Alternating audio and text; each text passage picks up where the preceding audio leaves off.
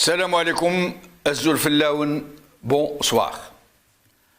Dans sa désormais conférence cyclique de presse, qu'il donne à des journalistes triés sur le volet, pour leur abyssale mansuétude à l'endroit d'un pouvoir qui les nourrit, pour leur infinie disposition à tenir le crachoir, j'allais dire le vomitoire, même si le terme est impropre en fait.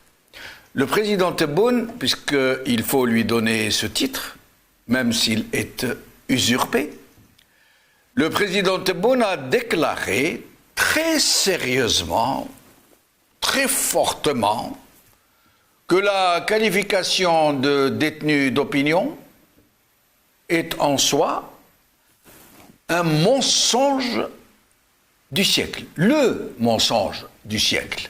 Oui, vous avez bien entendu. Et nous allons vous le faire écouter, bien sûr. يعني ما يعنيش المسجونين لا لا لا لا يعنيش لا المسجونين اولا المسجونين تاع الراي هذه اكذوبه القرن ما عندناش مساجين تاع الراي. انا الانسان اللي يسب ويشتم وهذا يتعاقب بالقانون العام مهما كانت صفته. الحسنه موجوده الا المنتخب من طرف الشعب، النائب ولا العضو ولا شنو داخل قبة البرلمان فقط سيطرة. وحتى هذول ترفع عنهم الحصانة في بعض الأمور. صحيح.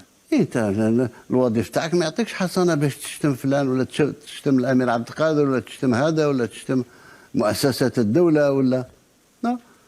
مهما كانت صفتك. Et le journaliste, bien sûr, puisqu'il ne pouvait pas faire autrement, de toute façon, puisque c'est un journaliste organique, puisque c'est un journaliste d'une presse aux ordres, excusez-moi de dire les choses comme elles sont, n'a pas bougé une oreille, bien sûr. Il s'est contenté de faire oui, oui de la tête, et même à plusieurs reprises pendant l'entretien de confirmer ce que disait son président. Il applaudissait de toute sa présence et de toute sa mine au moindre mot de son excellentissime interlocuteur. Et donc, selon le président Tebboune, dire qu'il y a des détenus d'opinion dans ce pays est le mensonge du siècle. Le plus important est qu'une telle outrance, une telle insulte faite à la dignité des Algériens, à leur intelligence, à la souffrance de leurs compatriotes et aux familles de leurs compatriotes qui croupissent dans les geôles de l'oligarchie. Le plus terrible est que tout cela n'a pas suscité la plus petite réaction au sein de la pseudo-opposition, ni même dans la presse dite la plus libre du monde arabe, dixit M. Tebboune himself. Le moment est venu, je crois, d'en parler très sérieusement. Non pas sur le factuel, sur les déclarations en elles-mêmes de M. Tebboune, fussent-elles choquantes, mais sur leur banalisation. Sur cette soumission de la société civile qui ne connaît plus de limite à la connivence et à la soumission. Sur le régime et sur le déni de ce régime. Sur les attitudes délirantes de ce président désigné par la junte et qui se prend réellement au sérieux et qui a fini par se convaincre qu'il a été réellement élu par le peuple. De la même manière que son Parlement et toutes ses institutions de pure façade. Le pire, je crois, est que l'opinion publique a été coupée de la réalité. Par une presse aux ordres, par une inlassable propagande, par un flicage très serré, par une anesthésie qui procède de la corruption de masse, par une répression très dure, par une récupération de la mémoire collective, et j'en passe. L'opinion publique algérienne ne réagit plus à quelque stimuli qui soit, ni à la dégradation du pouvoir d'achat, ni à la déliquescence civique de grande intensité qui a clochardisé le pays tout entier, ses villes, ses villages, la façon de vivre de ses citoyens, ni même aux pires exactions, aux pires violations contre ses droits les plus fondamentaux. C'est réellement chacun pour soi, dans une jungle politique où les grands fauves font la loi, dans ce qu'ils affirment être un état de droit irréprochable, où les institutions sont l'émanation du peuple souverain, où nul n'est victime de l'injustice. Le plus grave est là, dans cette léthargie qui laisse craindre le pire. Parce qu'une société qui ne respire pas, qui ne s'exprime pas par des voies démocratiques, par des voies légitimes et légales, qu'on étouffe et qu'on dévoie, qu'on foule aux pieds, à qui on dénie jusqu'à la dignité d'être, finit toujours et immanquablement par exploser. البلاد خدعوه وين اصحابه نكره وين الدولة حقره وين اسألنا جاوبه وين اقصدها مردوه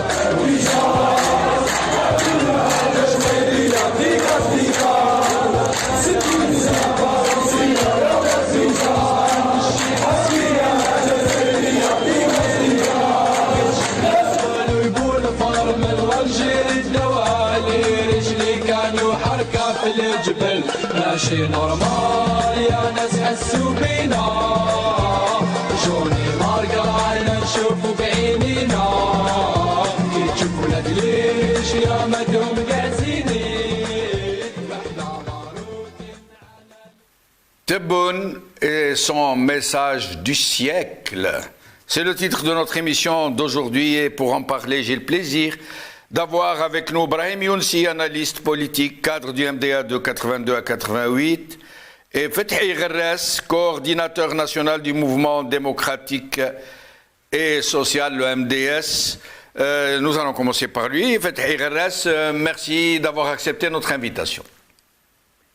Merci. Salam alaikum. Merci de cette invitation et tahiyatanak de l'invité تاعكم. Merci beaucoup, Fethi Gherres. C'est toujours un plaisir de vous recevoir. C'était prévu que vous soyez avec nous demain avec Karim Tabou, mais comme Monsieur Tebboune a dit que être ou parler de détenus politiques ou des détenus d'opinion dans ce pays est un mensonge, le mensonge du siècle, et que vous-même vous étiez un détenu politique ou un détenu d'opinion, nous allons vous faire réentendre Monsieur Tebboune et je vous donnerai la parole pour nous dire ce que vous pensez. ما يعنيش المسجونين لا لا لا ما يعنيش المسجونين رانا اولا المسجونين تاع الراي هذه اكذوبه القرن ما عندناش مساجين تاع الراي. انا الانسان اللي يسب ويشتم وهذا يتعاقب بالقانون العام مهما كانت صفته. الحصانه موجوده الا المنتخب من طرف الشعب، النائب ولا العضو ولا شنو وداخل قبة البرلمان فقط سيطرة. وحتى هذول ترفع عنهم الحصانه في بعض الامور. صحيح.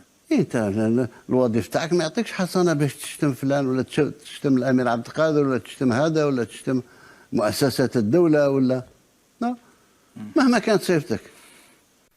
Fethi Gherres, qu'est-ce que vous pourriez répondre à ce monsieur qui dit que, surtout à vous, qui étiez dans les prisons, dans les geôles de ce régime, pour l'exercice du fait politique, pour vous être exprimé politiquement, pour avoir participé au mouvement de contestation, pour avoir dénoncé ce régime, et il dit que vous êtes le mensonge du siècle. Oui, maintenant c'est difficile de répondre à Tebboune. C'est difficile de répondre à Tebboune parce que pour nous, moi je considère que Tebboune c'est la mise en forme de l'insensé.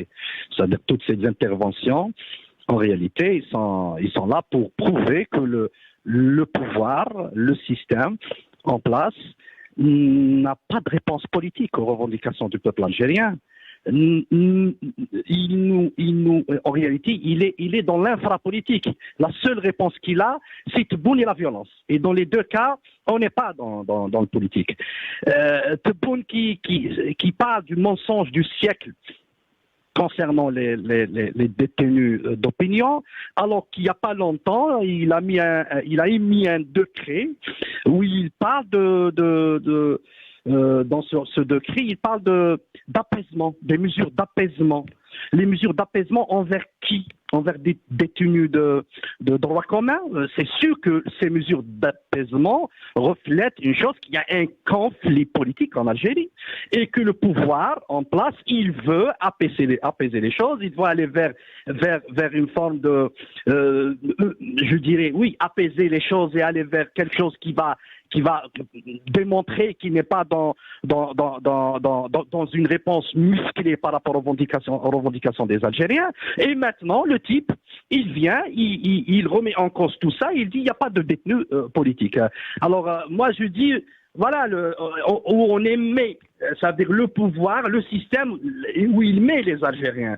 Ça veut dire sa faillite politique est démontrée par le niveau d'intervention de ce type-là. Quand même, ce type, ce Tebboune, vraiment, c'est la bêtise en forme. Et le pouvoir, il n'arrive pas à répondre aux exigences de l'étape. Il n'arrive pas à être au niveau de ces exigences et il trouve que Tebboune et la violence pour affronter les Algériens. On peut pas trouver des compromis avec la bêtise. On ne peut pas trouver des compromis avec je dirais un régime qui met en valeur des crétins. Moi, je dis ça, des crétins. Il met en valeur des crétins au pouvoir. L'Algérie, maintenant, on confronte le mensonge des siècles. Depuis Sifax, depuis Massinissa jusqu'à aujourd'hui, on n'a pas affronté une situation aussi catastrophique. Voilà. Tebboune, il n'arrive pas à faire la différence entre appartenir au Bélisque et au groupe des non-alignés. Voilà, le type, il se dit président, mais il ne comprend rien de ce qui se passe dans ce monde. Comment il va affronter ce monde et défendre les intérêts des Algériens, l'intérêt de l'Algérien? Le type, il ne comprend rien. Je ne sais pas comment ils ont choisi ce type-là, mais je sais en réalité comment ils ont choisi ce type-là, parce qu'ils n'ont pas de solution. Ils n'ont pas de solution. Et la seule chose qu'ils trouvent pour répondre aux revendications des Algériens, c'est la violence, et la violence physique, et la violence symbolique. Tebboune, c'est une violence symbolique. Être à la tête de l'État algérien, l'État algérien qui est venu de la matrice de novembre, être à l'État, c'est une insulte pour nos martyrs. C'est une insulte pour notre histoire. Tebboune est une insulte. Subba, le tarikh al-jazairi. Et c'est ça qu'on peut répondre à ce type-là. C'est-à-dire qu'on ne peut pas placer le débat avec des crétins. On ne peut pas placer le débat avec la bêtise en forme. C'est impossible. Ça veut dire qu'il vient avec Yani Outousahih. Quelqu'un qui insulte Zat Ilahiya, il vient, il dit il ne faut pas nous insulter. Voilà. Et quand tu insultes, je vais te mettre, je vais te classer comme terroriste, parce que le type, il confond, je ne sais pas est-ce qu'il dit des choses parce qu'il est conscient ou il est inconscient de la situation. Ça veut dire, pardonnez-moi de vous interrompre. Je comprends votre colère, voilà. Comment que je la comprends. Mais dites-moi,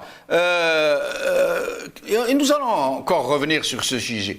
Quand il parle de l'Algérie, État démocratique qui n'a de leçons à recevoir de personne, à supposer, moi je ne connais pas de gens qui ont insulté les institutions ou le président et qui ont été mis en prison pour ça. Mais à supposer que cela ait été le cas, est-ce que vous connaissez le cas d'un seul citoyen, un seul journaliste qui, pour avoir insulté le président ou n'importe qui, a été mis en prison? On ne met pas les gens en prison quand ils insultent, ni même quand ils diffament, ni même quand ils calomnient. Ils passent en justice, ils sont condamnés au départ, ils sont condamnés à verser une amende, mais on ne connaît pas dans l'histoire des États de droit de citoyens qu'on met en prison Parce qu'ils ont insulté le président de la République. Ils sont insultés tous les jours par des caricatures, par des déclarations. Mais ils ne sont pas mis en prison, les gens qui les insultent. Au pire, ils sont poursuivis en justice pour diffamation. Oui, mais c'est la démocratie spécifique de Tebboune, héritée du socialisme spécifique de Boumediene. Voilà, il vient, il va nous, en réalité, il va théoriser une nouvelle démocratie qui met les gens en prison. Il les condamne à 7 ans, à 4 ans, à 5 ans. Maintenant, il y a des détenus d'opinion qui sont condamnés à 5 ans, à 7 ans de prison parce qu'on a insulté le pharaon. On a insulté le monsieur Tebboune qui est au-dessus de la critique. Voilà, c'est une démocratie spécifique à la Tebboune. Et je dis, voilà, et c'est pour ça que les Algériens, ils ont la seule réponse qu'ils trouvent pour affronter ce pouvoir, c'est vous êtes vraiment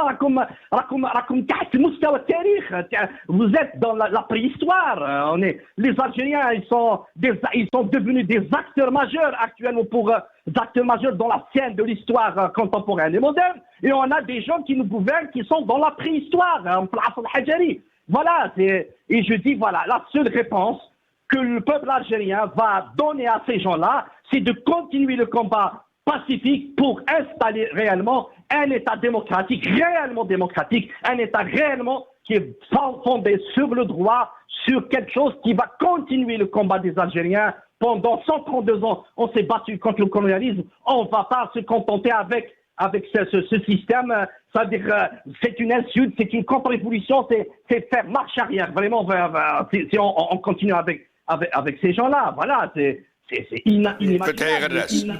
Il est hors sol. Restez avec nous, Fatah Hadas. Brahim Younsi, merci d'être des nôtres, Brahim Younsi.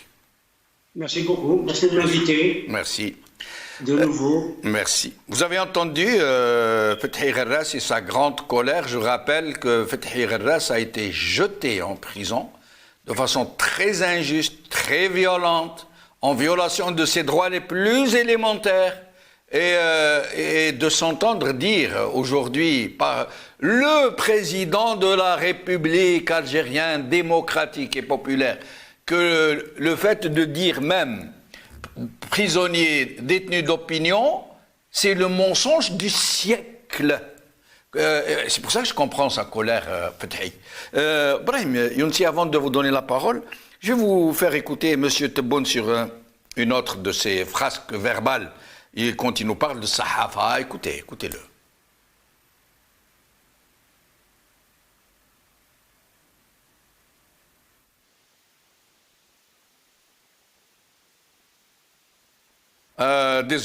Désolé, un souci. J'espère que la régie me préviendra quand cette vidéo sera prête. Brahim Younsi, donc sur ce monsieur, d'ailleurs, sur la presse, vous savez ce qu'il a dit? Par la presse, il a dit qu'est-ce que c'est 4 journalistes incarcérés, hein? 4 journalistes sur 8000. Comme quoi, c'est bon, tant que ce n'est que 4, ou 20, ou 30, ou 50 sur 8000. C'est pas grave. Ce qu'il ne dit pas d'un autre côté, d'abord, c'est pas 8000 journalistes qu'il y a en Algérie. C'est 8000 gens dans lesquels peut-être il y a quelques journalistes. Mais les autres sont au service de ce régime, de Tebboune en particulier. Qu'est-ce que vous pourriez nous dire sur le mensonge du siècle, Brahim Younsi? Je n'ai pas, hélas, écouté, entendu la scène colère, parce que vous avez parlé de colère de M. Fethi Gherras, que je salue. Malheureusement, je n'ai pas entendu sa scène colère, je n'avais pas le son. La question qui se pose est que nous savons, et les Algériens savent, que Abdelmadjid Tebboune, le président de la République par défaut, est un menteur compulsif. C'est la raison pour laquelle toute critique, et c'est ça le danger, ce raisonnement est extrêmement dangereux, de considérer toute critique portée contre le pouvoir établi, contre les institutions, contre y compris ce qui constitue le personnel politique de l'ordre établi serait considéré comme une insulte, comme une diffamation. Si je dis par exemple que Abdelmajid Tebboune est aberrant, pour ne pas aller au-delà de ce qualificatif, l'ai-je diffamé, l'ai-je insulté, parce qu'il est aberrant. Vous savez, parler du mensonge, c'est parler aussi de son contraire, c'est-à-dire de la vérité, de ce qui est vrai. Je crois que c'est Saint Augustin qui a fait la différence entre ce que l'on appelle la vérité comme valeur et la vérité comme fait. Or, Abdelmajid Tebboune, hélas, n'a la vérité ni comme valeur ni comme fait. Et c'est ce qui est extrêmement grave. Et ce chef de l'État est un démagogue. Et c'est ça aussi le danger pour notre pays, pour le peuple algérien. Parce qu'il ne travaille pas, il ne s'adresse pas. Et tout au long de son discours, si j'ose dire, de son interview, qui n'en était pas une, parce que le journaliste qui était en face de lui, il n'était pas seulement, comment dirais-je, il était obséquieux, pour ne pas aller, il était obséquieux. Et pas seulement consentant, mais il y avait une certaine obséquiosité. Sachant pertinemment que Abdelmajid Tebboune montait sur la question des détenus d'opinion ou des détenus politiques. Et il ne l'a pas une seule fois arrêté pour lui dire qu'il y a des journalistes ou qu'il y a eu des journalistes. Alors, Brahim Younsi, je me permets de vous interrompre. Écoutez, justement, il ne défend même pas ses propres confrères. Écoutez ce que dit Tebboune sur les journalistes et regardez bien l'attitude de ce même journaliste. اللي يسب ويشتم وهذا يتعاقب بالقانون العام مهما كانت صفته. الحصانة موجودة إلا المنتخب من طرف الشعب، النائب ولا العضو ولا الشمة وداخل قبة البرلمان فقط. وحتى هذو ترفع عنهم الحصانة في بعض الأمور. انت الوظيفه تاعك ما يعطيكش حصانه باش تشتم فلان ولا تشتم الامير عبد القادر ولا تشتم هذا ولا تشتم مؤسسات الدوله ولا لا. مهما كانت صفتك. انا نقولها اليوم بالنسبه للصحفيين، اولا عندنا 8000 ما يفوق 8000 وشي صحفي. اذا كان 3 ولا 4 دخلوا للسجن من اجل الشتم مش من اجل مقالات صحفيه، إذا ما دخلتش للسجن لأنك صحفي، لأنك مواطن اخترق القانون العام. هذا هو. و3 ولا 4 في 8500 وراها الدولة العربية اللي عندها 180 جريدة يومية. mais c'est incroyable, Brahim Younsi. عندها 180 جريدة. وينها الدولة العربية؟ Regardez la référence. Les 180, c'est comme si le nombre des journaux, sachant que 90% au moins de ces journaux ne paraissent pas. Ils en posent juste la publicité et ils envoient au pilon. Vous le savez très bien, Brahim Younsi, hein, vous qui avez été journaliste. Vous savez très bien que les 180 journaux sont tous à la dévotion du régime. Tous, sans aucune exception. Vous savez très bien que les journalistes, le très peu de journalistes honorables, dignes, rasent les murs. Ils sont là juste pour ne pas perdre leur emploi et ils ne font presque plus rien parce qu'ils ne veulent pas participer au mensonge institutionnel. Et devant tout ça, ce monsieur Tebboune, il arrive, il est à l'aise. Est-ce que Brahim Younsi, il est dans le déni, dans une attitude pathologique? Est-ce qu'il est dans une forme de propagande, marteler le mensonge jour et nuit jusqu'à le faire admettre? C'est quoi, à votre avis, Brahim Younsi, cette très curieuse attitude? D'abord, se poser la question, le mensonge, c'est la volonté de tromper. Or, celui ou ceux qui ont la volonté de tromper les Algériens, ce sont ceux qui sont au pouvoir, c'est le pouvoir établi, qui trompent quotidiennement les Algériens sur les faits, sur la réalité de leur pays, sur l'état de leur économie. On a entendu Abdelmadjid Tebboune parler d'économie comme si l'Algérie était à la pointe du développement économique, alors que nous savons que le développement économique et social traîne. Nous sommes au plus bas de l'échelle. Et que les Algériens, et beaucoup d'Algériens, n'ont même pas de quoi se nourrir. Et néanmoins, ils nous parlent du développement économique et social. Or, qui ment et veut tromper les Algériens, parce que Abdelmadjid Tebboune les trompe. Il faut répéter cela à longueur de temps et à longueur de journée, que Abdelmadjid Tebboune les trompe. Pourquoi il les trompe? Parce qu'ils ne s'adressent pas à leur raison. Et c'est ça la particularité des démagogues. C'est d'interpeller ou de parler aux sentiments des gens, de s'adresser aux sentiments des gens. Et ce sont les démagogues comme lui qui s'adressent aux sentiments, et il ne s'adresse qu'aux sentiments des gens. Il veut amadouer la population, et tantôt il la caresse dans le sens du poil, et tantôt, bien sûr, il sort la matraque pour dire que, en parlant notamment de l'État fort. Qu'est-ce qu'un État fort? C'est Mussolini, c'est-à-dire que le fondateur du fascisme moderne, et qui a fondé d'une certaine manière l'idée même de l'État fort moderne. Or, les États démocratiques, de façon générale, tous les États démocratiques ne sont pas des États forts, parce que c'est la société qui est forte. Et sur ce sujet-là, Abdelmadjid Tebboune se contredit.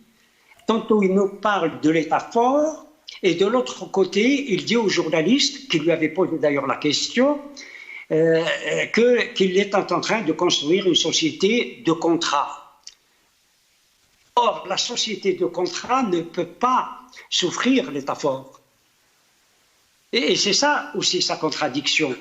C'est que, aussi, il nous parle de l'armée. Quand il nous parle de l'armée, il parle de l'armée-nation.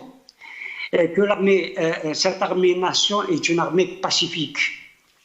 Elle est pacifique à l'extérieur. Pour le moment, l'Algérie, Dieu merci, n'est pas dans un état de guerre. Mais elle n'est pas pacifique à l'intérieur. À l'intérieur, elle est agressive et violente, même très agressive et très violente. Le nombre de morts que l'armée algérienne a fait parmi le peuple algérien, il ne faut pas oublier cela. Il ne faut pas oublier non plus, Brahim Younsi, peut-être qu'il ne faut pas oublier non plus que c'est l'armée qui a la réalité du pouvoir, que c'est l'armée qui a installé M. Tebboune, l'armée pacifique. Absolument, absolument. Alors restez avec nous, Brahim Younsi, je reviens à vous. Fethi Gerres, comment expliquez-vous d'abord, et nous en avons déjà parlé, ce silence des cimetières de la société civile, des partis politiques, tout particulièrement de ces partis qui se disent l'opposition politique au régime. Pas un mot, rien, pas de réaction du tout, ils ne sont pas là.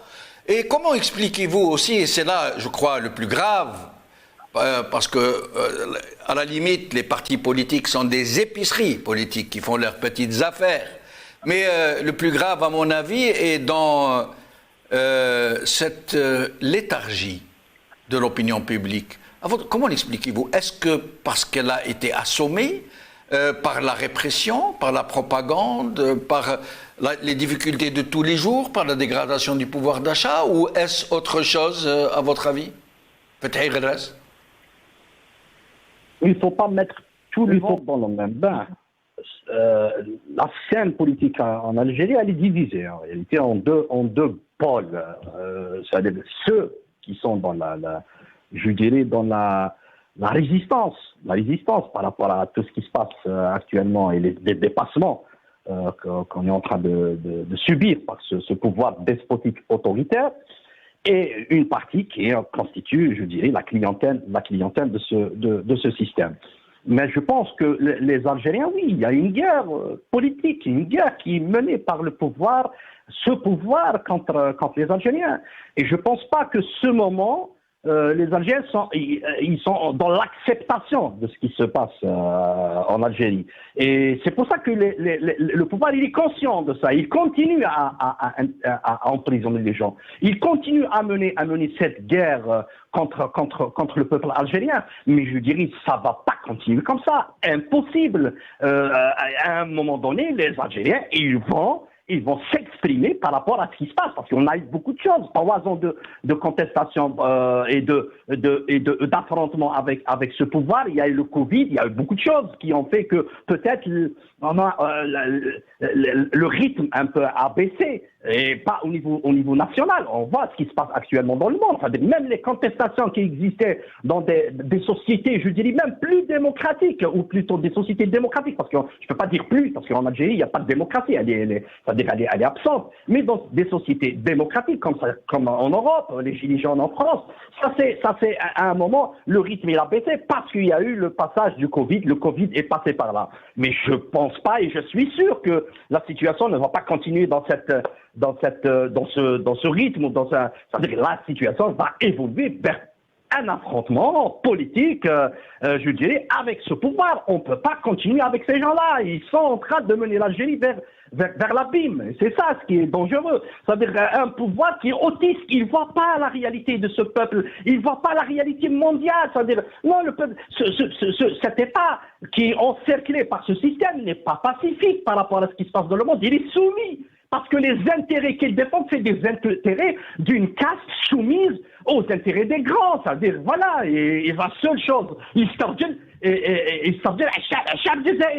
le seul ennemi maintenant pour lui, c'est le peuple algérien. C'est pour ça que l'Aïr Hamra, les Algériens, voilà, il veut définir actuellement, voilà, le despotisme, le pharaonisme le pharaonisme caricatural. Parce que on voit en réalité la scène, la misère la misère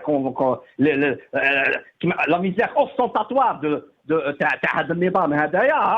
par le discours, je dirais entre guillemets politique mené par Tebboune et d'autres, c'est-à-dire Tebboune et الحاشية تاعو, on va voilà, ils n'arrivent pas à encadrer les Algériens, ils n'arrivent pas à convaincre les Algériens. Et moi je dis le pouvoir réel, en réalité, il ne fait pas des efforts pour convaincre les Algériens. Il est conscient que les Algériens, ils sont dans une autre étape, je dirais. Une autre étape. Fethi Gherres, pardonnez-moi. Oui. Pardonnez-moi de vous interrompre, Fethi Gherres. Il est vrai qu'il y a dans la société civile quelques individus, je ne dirais même pas quelques partis, même si votre parti, comme celui de Karim Tabou, qui n'est même pas agréé, celui un peu de Zobida Soul et d'autres, qui essayent, le RCD, qui essayent un temps soit peu de bouger. C'est vrai qu'ils existent, ils sont là, mais c'est très insuffisant. D'un côté, toute une presse qui est aux ordres, qui est passée à l'ennemi, si on peut dire ça comme ça. D'un autre côté, mais ce qui est le plus grave, j'aimerais que nous puissions en parler pour essayer de comprendre. Qu'est-ce qui fait que, alors que la situation est très grave, comme vous venez de le dire vous-même, que nous allons droit au mur, que les dégâts seront peut-être irréversibles, qu'est-ce qui explique qu'il n'y ait pas de réaction, genre Irak, au sein d'une société dont on a fait du pays un véritable Titanic? C'est ça qui est alarmant, c'est ça qui est inquiétant. Qu'est-ce qui fait? Pourquoi? Est-ce que c'est parce que c'est la propagande qui est en train d'agir? Est-ce que c'est parce que c'est la peur? Est-ce que c'est parce que c'est le désintérêt, le je m'en foutisme? C'est ça la vraie question que nous nous posons tous dans ce pays. Ça veut dire qu'il n'y avait pas assez de travail politique durant les 3 années qu'on a mené comme combat et lutte contre ce pouvoir. Et je sais qu'actuellement, il y a une forme, je ne dirais pas une attente, je dis une incompréhension de la situation. C'est-à-dire que les gens ne s'attendaient pas à ça. Ils ne s'attendaient pas que la réaction peut-être de pouvoir va arriver à ce niveau de de violence. Et je pense que ça a fait que peut-être il y a eu un ralentissement, il y a une forme de, je dirais, de fatigue parfois, il y a une forme de, je dirais, d'incompréhension, et cela nous incite à faire plus de travail politique, je dirais, c'est-à-dire ne pas tomber dans l'activisme. C'est bien d'être dans l'action, mais il faut joindre l'action à un travail de conscientisation, et ça, peut-être on l'a pas mené assez. Et il faut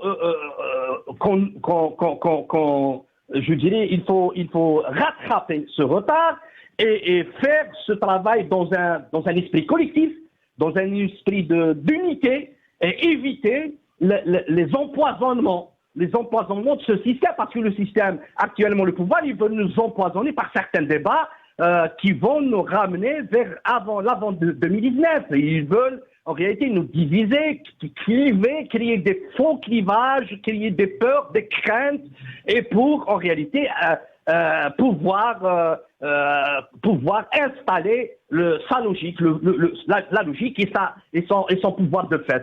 Et ce qui fait, oui, il faut essayer de... Dans un moment, je reviens à vous dans un moment pour vous demander justement de nous expliquer comment ce pouvoir est en train d'essayer d'empoisonner les relations entre nous, comme vous dites, de semer la zizanie à travers certains débats. Je vous demanderai de nous expliciter un peu plus en détail et de nous dire surtout comment il faut s'en prémunir. Je reviens à vous, Fatih Ghadas, dans un petit moment. Brahim Younsi, rappelez-vous, M. Tebboune, au lendemain de sa désignation par Gaïd Salah, comment il était content, comment il serrait son bienfaiteur dans ses bras pour l'avoir mis à ce poste qu'il n'aurait pas espéré dans ses plus beaux rêves.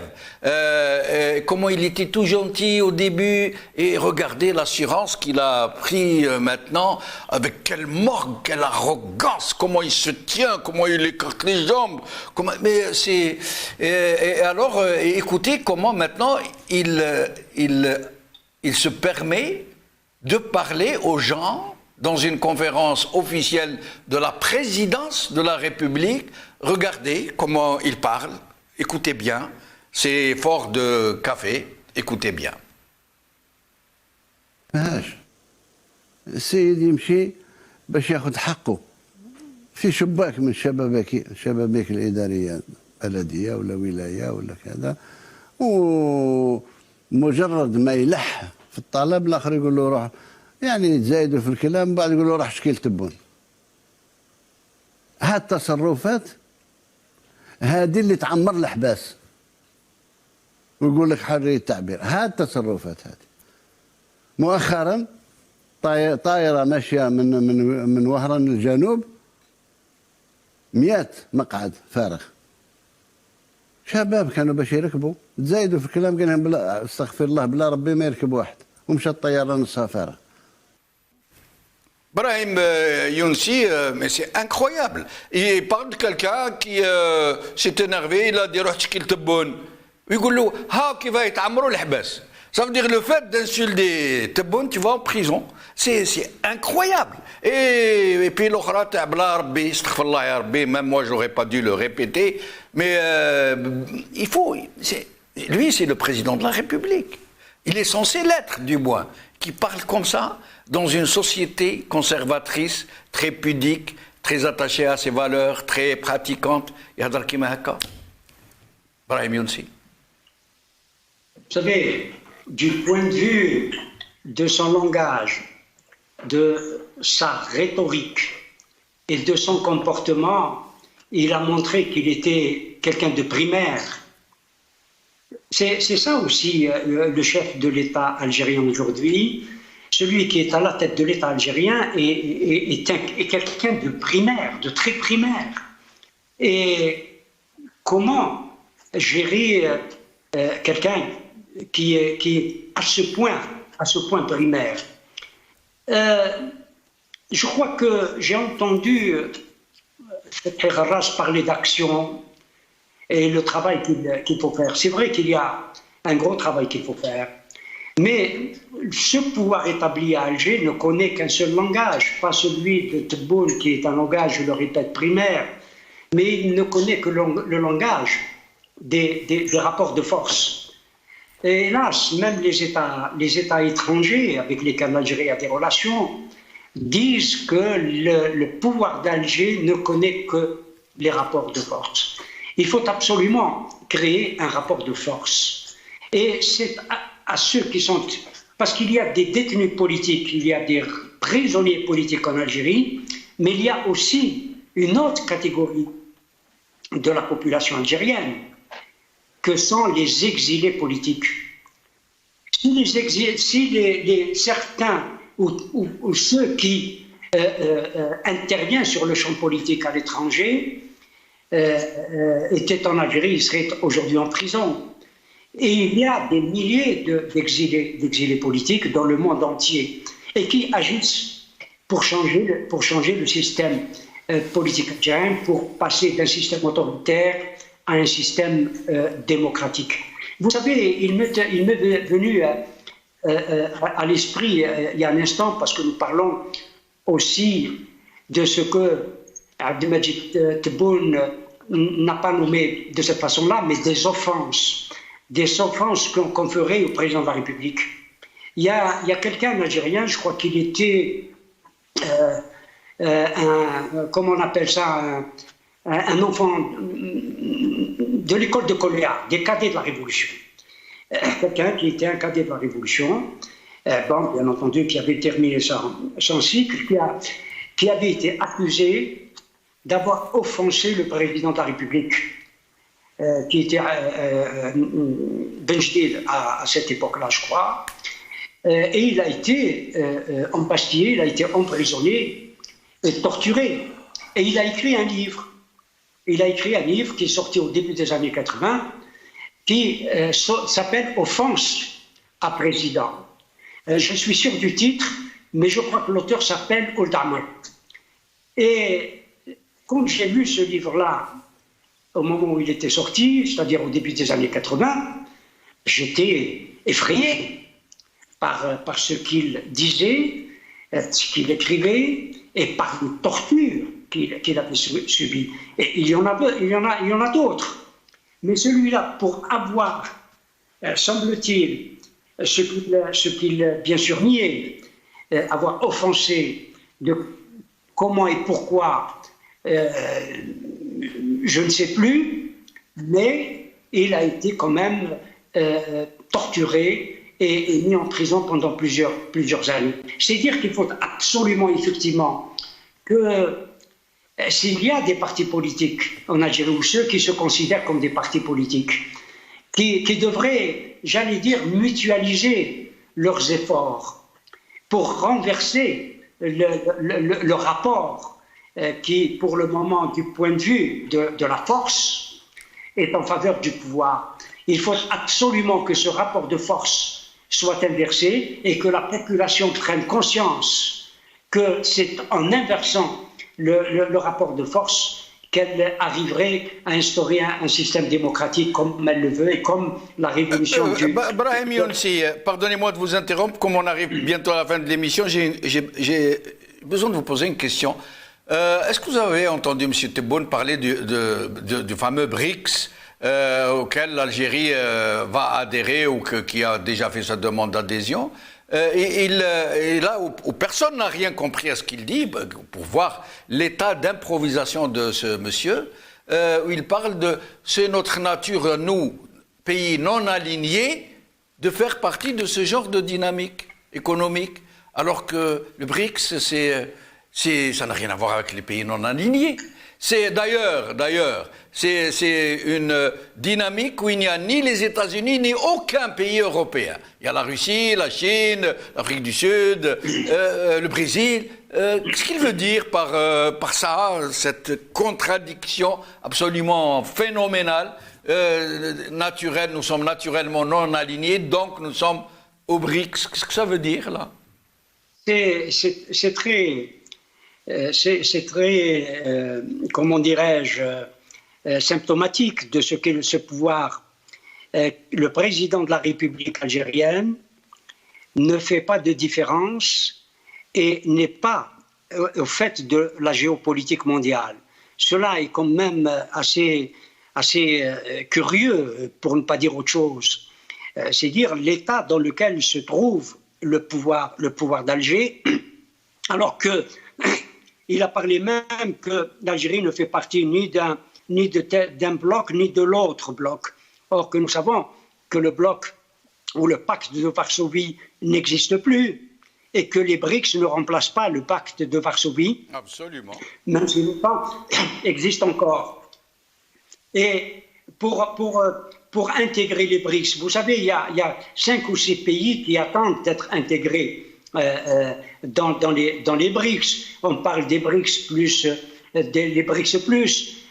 D'abord, on veut absolument que le Mexique, que l'Argentine, que le Pakistan, que le Sri Lanka, que l'Iran entrent dans. Et ça, ils sont aussi sollicités par la Chine et sollicités par la Russie pour entrer dans les BRICS. Bien sûr que vraisemblablement ces pays-là et d'autres entreraient dans les BRICS. Je ne crois pas, quant à moi, que l'Algérie serait admise à rejoindre ces pays qui représentent, du point de vue de la population, et si ces 5 ou 6 pays entraient dans les BRICS, représenteraient 55 à 60% de la population mondiale, et en termes de produit intérieur brut, c'est quand même colossal, avec bien entendu, avec la Chine qui fait 15 000 milliards de dollars de produits intérieurs bruts.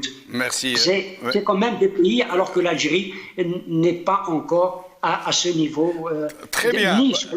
ni sur le plan stratégique, ni sur le plan économique. Alors, dernier tour de micro en moins de 2 minutes et demie, s'il vous plaît. Fethi Kherras, ce régime qui fait tout pour empoisonner le débat public, pour semer la zizanie, la discorde, pour dresser les Algériens les uns contre les autres, qu'est-ce que vous pourriez nous dire sur ça et comment lutter contre cette subversion? Ils veulent nous ramener vers nos anciennes limites. Je pèse mes mots, nos anciennes limites, les débats empoisonnés des années 90 et même des années 2000, qui ont fait que le pouvoir a pu se maintenir par rapport à ces clivages qui existaient avant, je dirais entre guillemets, entre ce qu'on appelait islamistes, démocrates, puis nationalistes, toute cette division contre nature. En réalité, les Algériens, ils ont bien défini les choses après 2019.